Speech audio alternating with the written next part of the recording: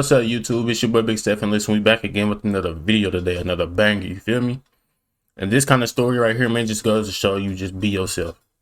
Don't try to fit in because other people want you to fit in. Stop trying to do that shit, man, because at the end of the day, it ain't gonna lead you to no good place. All in all, but without further ado, you know what I'm saying? You know I don't like to do too much talking in these type of videos. I like to get right into it. Shout out to Hood War Stories too, by the way. And yeah, let's rock. Welcome to Hood War Stories. In this episode, I'll be discussing the life of Kells. Mikkel Buchanan was born on November 24th, 1994, in Los Angeles, California. He grew up in the unincorporated community of Westmont in Los Angeles County.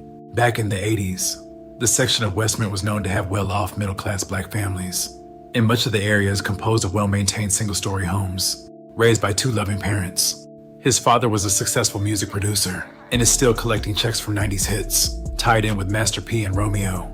The home Kells grew up in was the biggest house between Normandy and Western. His living quarters comprised of a 7,000 square foot 6-bedroom, 3-bathroom multi-story residence. He was in between this house and his grandma's house, who also lived in the hundreds. By most accounts, Kells had a wholesome childhood, and most considered him to be a good kid. Coming up, he enjoyed skateboarding and took pride in showcasing his skills.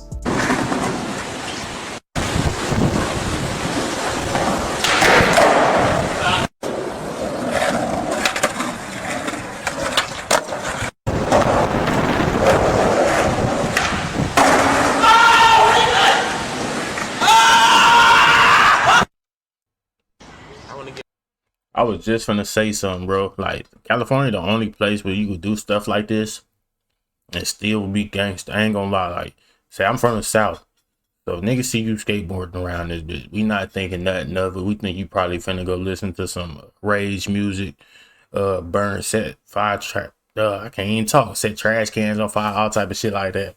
And Cali, shit, a nigga can be walking up the street doing yo-yo tricks and still be in a game. Like, nigga be up there doing a spiral and shit with a yo-yo, you feel me?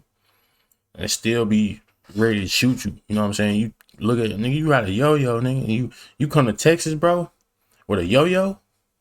Man, if you don't get your yo-yo in ass, bro, if you don't get your, I'm telling you, bro, California is a different place, bro. You can do anything in California and still be gangsta, I swear. Shout out to the people that support me, Transitions, Sublime Supremacy, J2L. In addition to skateboarding, Kells rode fixies, danced, and played football. At Washington High, he was known as the funny cool kid. He would transfer to Narbonne before eventually being kicked out. Kells was chill, but peers have said he'd be down for whatever to seek approval from others and fit in. After high school, Kells was outside, popping out at the parties, doing normal teenager stuff. He was still skating and having weekly dice games at his house. But between ages 18 and 20, there was a shift. Growing up in the hundreds, Kells was cool with the Blocks, the local gang that controlled the neighborhood. They were his friends, and he'd be seen with them from time to time. It wasn't until after he caught his first case at age 20 for flocking that he became a full-fledged gang member. Dimeball was born. The Block Crips are one of the most active sets in Los Angeles.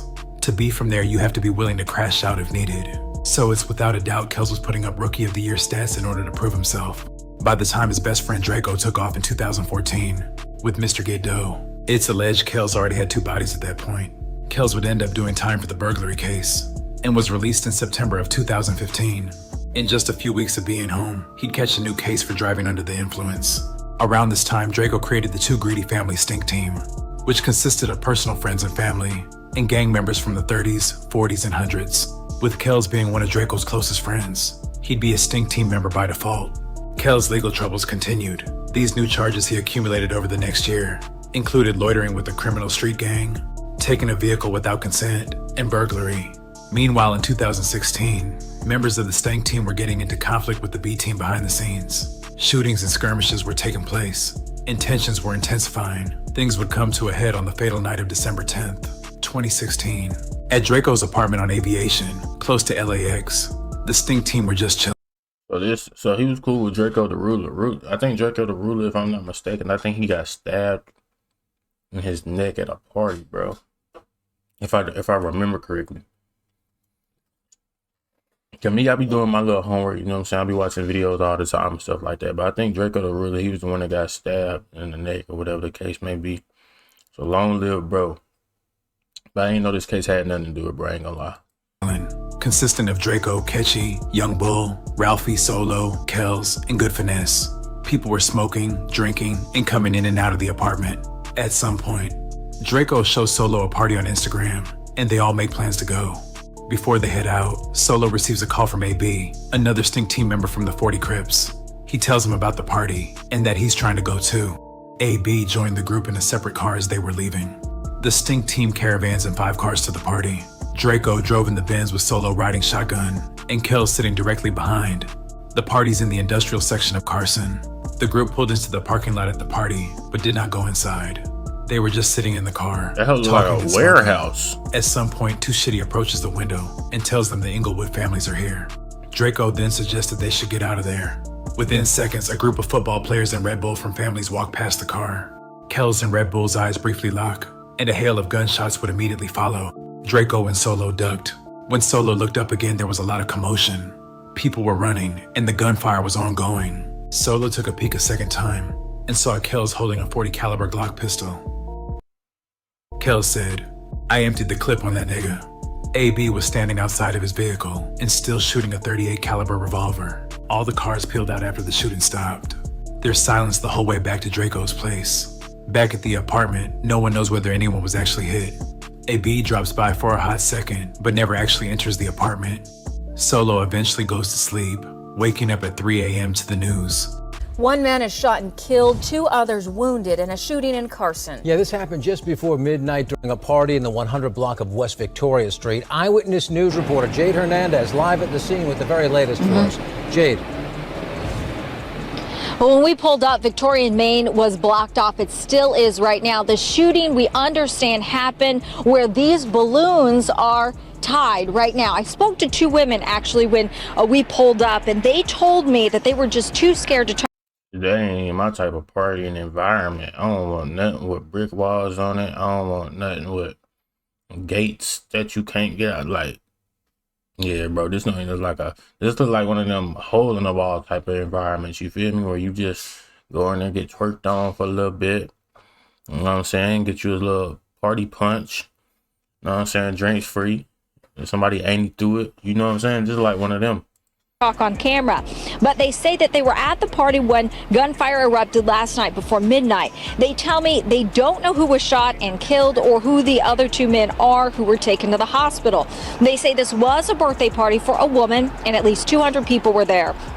To ensure safety, birthday organizers even hired security, and every person who entered was checked for weapons. But these women told me about 30 young men showed up after the party started and were turned away because they didn't have IDs and some had guns. Too Shitty stopped by around 3 a.m. and told everyone that Red Bull had been killed. One Stink team member responded with, "Oh well." Red Bull had been shot 5 times and was pronounced dead on arrival at the Harbor UCLA Medical Center. No partygoers talked to the police, and no one could identify the shooters. The main evidence amounts to shell casings from a .40 Glock pistol and a .38 revolver that the detectives find at the scene of the crime. There's surveillance video of cars in the parking lot and 2 groups of men walking past each other, but faces are impossible to identify, and the actual murder is not captured on video. Sometime after the shooting, Kels was seen in a video on social media. He was drinking and said that he was sipping on some Dead Bull, which was a play on Red Bull's hood name.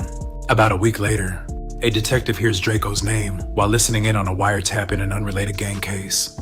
Confronting Red Bull's family with the information, the detective alleges that they too heard street rumors about Drakeo somehow being associated with the murder. This triggers a full focus on the Stink team. The Chunky Monkey video provided the leading detective with information that matched 4 factors discovered at the crime scene.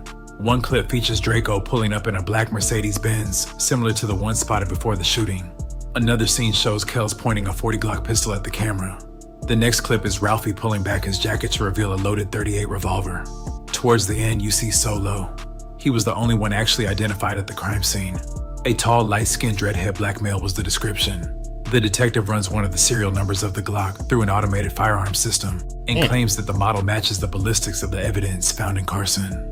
Things began to unravel from this point.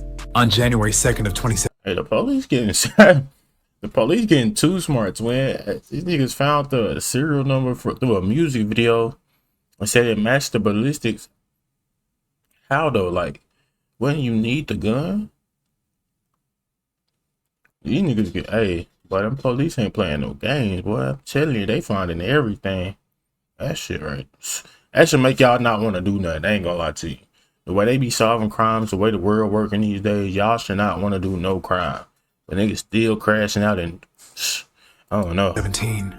A SWAT team raids Draco's apartment, and he's arrested along with other Stink Team members. With the Stink Team members behind bars, the tricks, lies, and backstabbing games begin. Wired snitches were planted in each of their cells. In the course of the operation, Too Shitty inadvertently tells an informant that one of the shooters is a young 40 Crip named AB, which stands for Arlington Blue. After AB was arrested, the detective placed him in a cell with a confidential informant, a fake OG from the East Coast Crips. Their conversation was recorded. After a series of cat and mouse and manipulation games, AB eventually confides everything to the snitch.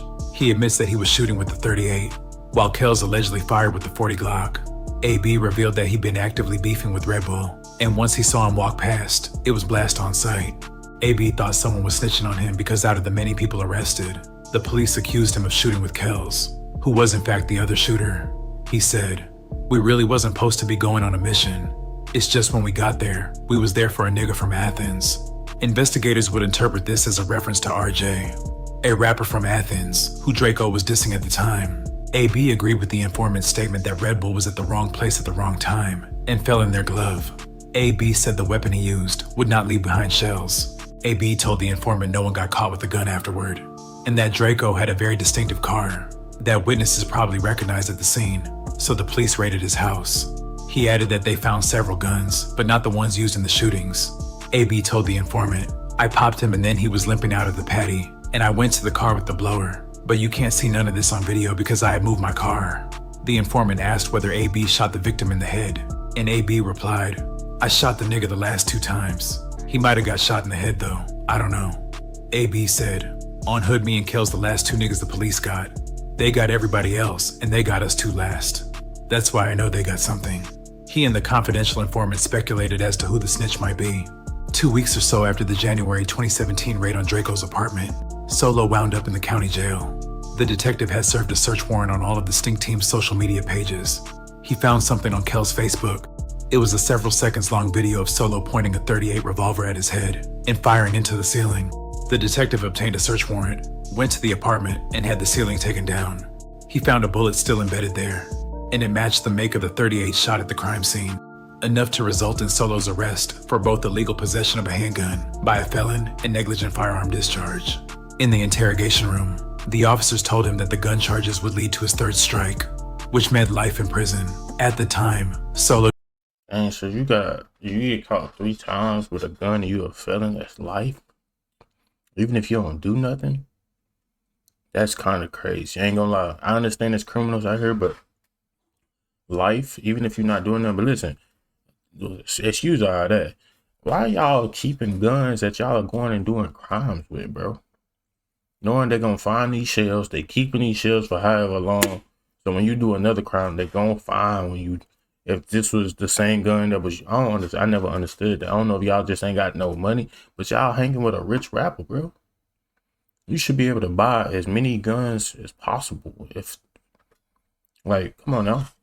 Y'all using the same guns y'all doing crimes with, and it's catching up to y'all. That's crazy. That always been crazy to me. Didn't realize that he wasn't even eligible for a 3rd strike. He only had 1 felony conviction for a residential burglary. They told him that they had witnesses placing him at the scene and footage of him holding the murder weapon. And if he didn't confess, they might try him for the slaying of Red Bull too. Initially, Solo lied. He said he never went to the party, the gun was fake, and that he hadn't seen Draco in almost 9 months. The act lasted only 30 minutes after they returned him to his cell. He was filled with anxiety and aware that they already knew too much. He folded. Solo requested another interview and eventually copped a plea deal. He went on to tell the detectives everything he knew. If he didn't, they were ready to sentence him to 13 years in jail for firing that gun in the ceiling. Meanwhile, the core members of the Stink Team were running their program heavy in the county jail. Draco, Ralphie, and Kells were all getting active and turning down no fades. If you're non-affiliated, you hold your own and you stay there for a while, people will start liking you. Like Draco. But Draco and the Stink Team dudes, they wasn't no regular non-affiliates. They banged 2 greedy Stink Team like it was a game. You feel me? And they had an indictment and a gang enhancement for the game. Drakeo was a non-affiliate that had to fight a lot of bloods, and then eventually he started running with the neighborhoods, you know. And he wasn't a buster, not at all. He wasn't a buster at all. That's my boy. Drakeo's my partner, my good people. Long live Drakeo, you feel me? His brother, Ralphie, I know me and Cud know each other. But I've been housed with him one time on the 2000 floor, 22, 24, before they came to jail for the crazy stuff. And Tiny Munchie was on him.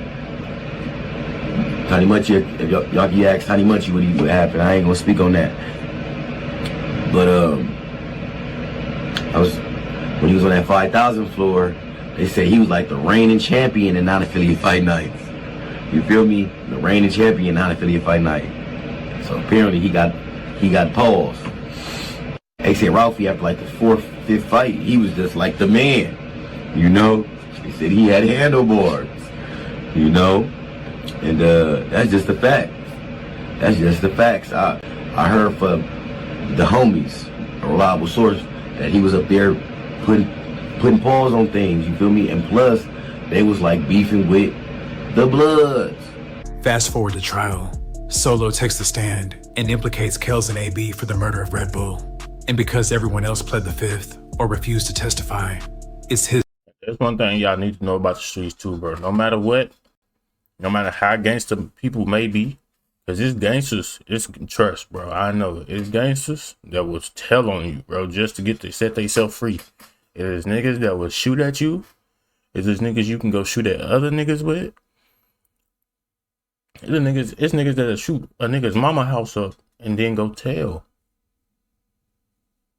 Gang, I done seen instances where a nigga went with a nigga. He didn't even shoot a gun. He was with the nigga that shot the gun. The nigga that shot the gun told that bro was with him. And bro got more time than the nigga that shot the gun.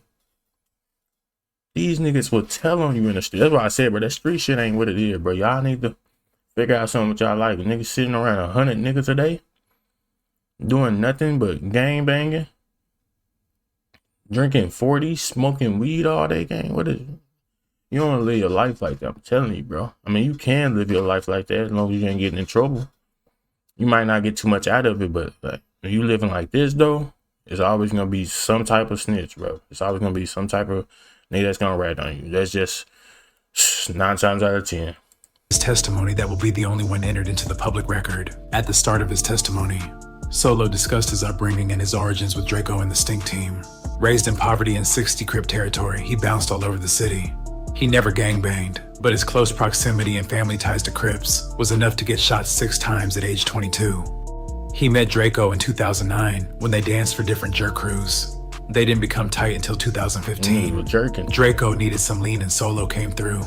From that point on, Solo was in the videos dancing, and on stage it showed. Y'all might not remember that jerking era, but that jerking era was it, bro. Chuck T's, the camo pants. You had the New Boys. You had the damn, what was them boys? Jerking was one thing that California had that spread across the whole world. I don't care what nobody say. Jerking was everywhere. We was having jerking competitions, jumping off lunch tables, pin dropping. Like Power Rangers, bro. You had the Power Rangers, but you had everybody, boy. Them boy, we watching YouTube then. But we was on there doing every dance, I swear. California had that jerk, but that jerk had the world in a chokehold. Those flashing guns trying to look hard. Solo went on to testify that he told the detective that Kells told him about another shooting he committed. Kells allegedly told Solo he had been riding through Inglewood when a car started chasing him. Kells shot at the car and hit the finger of a member of the Inglewood families who went by the name Seven Flame. The shooting occurred somewhere near Crenshaw in Manchester. In addition to the Seven Flame shooting, Solo provided the detective with the information about 6 other shootings. The detective was able to corroborate that there were in fact shootings, matching all of the circumstances that Solo described. Although the detective attempted to discuss the shooting with Seven Flame from families, Seven Flame was not cooperative. Solo also claimed that Kells threatened his life if he went through with snitching. With Solo's name tarnished in the streets and his safety potentially in jeopardy, he was given a total of $1,500, and he used that to relocate out of state. A jury convicted Kells of the first-degree premeditated murder of Red Bull, 5 counts of premeditated attempted murder, 1 count of shooting from a motor vehicle, and 5 counts of possession of a firearm by a felon. Kells was sentenced to life without the possibility of parole, plus a consecutive term of 135 years to life. Fast forward 2 years later on December 18th, 2021, Drakeo was murdered backstage at the Once Upon a Time in LA Music Festival. The Sting team members that night received major backlash for allegedly running out of harm's way, while Drakeo was frontlining. J Hood from Stevenson Crip chimed in with a word on what transpired. That video, how Drakeo get killed, how ran, left, and I can't even blame him, because last time niggas at a party with Drakeo, got cracking with Drakeo, niggas set up and got life. Drakeo lawyer threw the niggas under the bus. I know niggas. I was in the county with niggas. This was my celly, AB from 40s. Drakeo lawyer threw the niggas under the bus and got that life sentence. And Drakeo ain't do nothing for them, no lawyer, ain't put no money on the books. Then he get no packages. And that was with Drakeo that night, they know this. So it's cool to hang around Drakeo. But you think them is ready to get a life sentence for Drakeo, knowing he ain't gonna get no lawyer or nothing? Come on, bro. Everybody ain't with the Crashout. Ain't dumb. Ain't scared either, though. Upon receiving the news of Draco's murder, Kells was distraught, considering that was his best friend. He penned a heartfelt letter to Drakeo in the wake of his death. Kells went through a roller coaster of emotions during his grieving process. He recently took to Instagram to get something off his chest.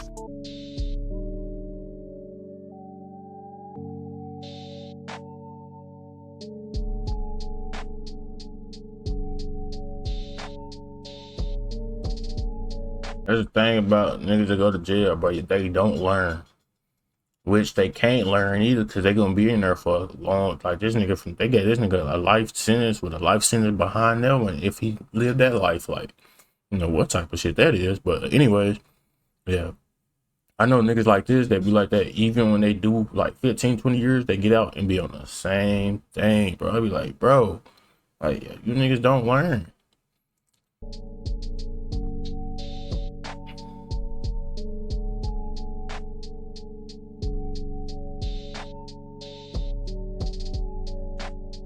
While on lockdown, Kells has reportedly got the Inglewood family's gang logo tat whacked out, displaying how deep his hatred runs for them. The once good kid has turned into a demon, and at this point he's in too deep. Kells recently dropped a new song that has received positive feedback. He's working on a few follow-up tracks. Kells is holding his head up and is well loved by his hood. Additionally, he still has the support from Draco's brother Ralphie. Those outlets make sure he's taken care of. I'd like to thank you guys for watching. Please like, comment. Y'all let me know what y'all thought about that video, man. Say, this just goes to show. Don't get in no gang activity with niggas that you don't. If you're gonna do something bad, bro, think about it 5 times. By the time you get to that 3rd time, you're gonna be like, man, I don't even want to do this shit no more. Is it even worth it? It shouldn't be, gang. Another thing, don't be trying to fit in. What are you trying to fit in for? Right, and now bro got life in prison. Life. But without further ado, man, y'all let me know what y'all think about this video. We on our way to 20K subs. You watched the video, you tuned in, man, just drop a sub, man. It ain't gonna be too much harm done. It just helped me get my video out to other people, man. So drop a like. I appreciate y'all. I love y'all. I'm gonna see y'all in the next video. Peace.